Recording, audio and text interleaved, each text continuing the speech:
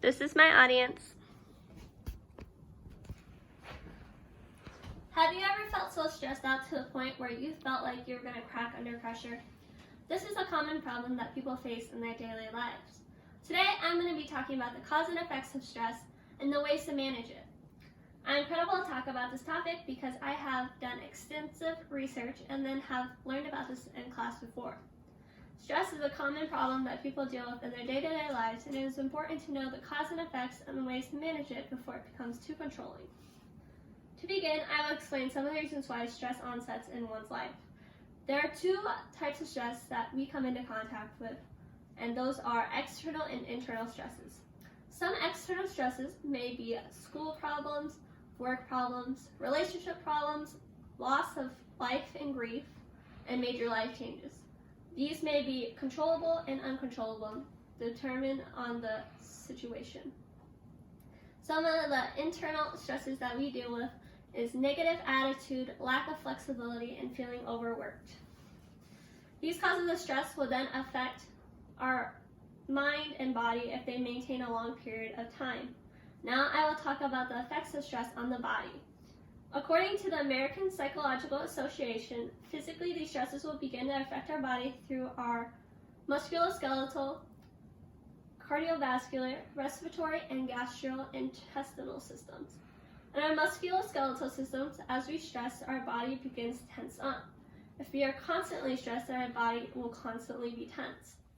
In our cardiovascular system, our hearts will begin to pump faster under stress. The blood vessels will then divert this newly created blood to the muscles to enhance strength. And in the respiratory system, during a stress response, our body will breathe faster in order to receive oxygen. Lastly, in the gastrointestinal system, with an increase of stress, our food is diverted in the digestion process, which will then cause digestional problems in our bodies. On the Authority of Health Guide, stress also plays a part in our mental health, with anxiety, depression, irritability, and insomnia. Our body responds to stress by releasing hormones into our bodies.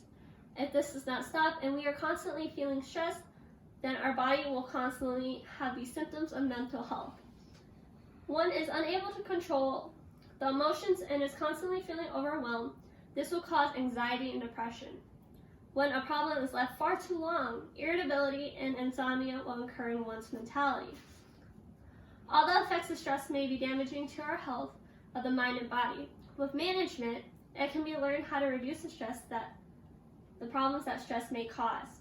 According to Health Guide, the first step to stress management is to identify the problems in one's life, whether it may be long-term or short-term. The next step would be to organize the stresses based on its importance. So organize it based on whether the time period or how long it may be in your life. Then practice the 4 A's of stress management: avoid, alter, adapt, and accept. Avoid the unnecessary stresses. Learn to say no in order to prevent problems that you cannot control.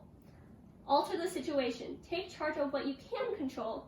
This will give you the feeling of having control in your life.